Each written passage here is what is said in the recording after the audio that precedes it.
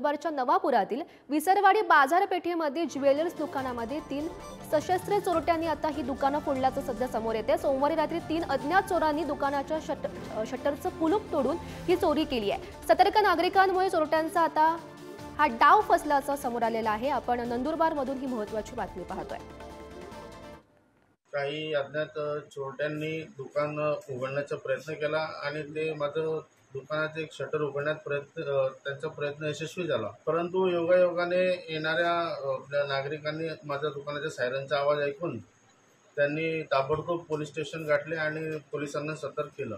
7 ते 8 हजार रुपये रोख हे असे गल्ल्यात होते आणि 10 ते 12 हजार रुपयाची चांदी असा ऐवज हा त्यांनी लंपास केलेला आहे।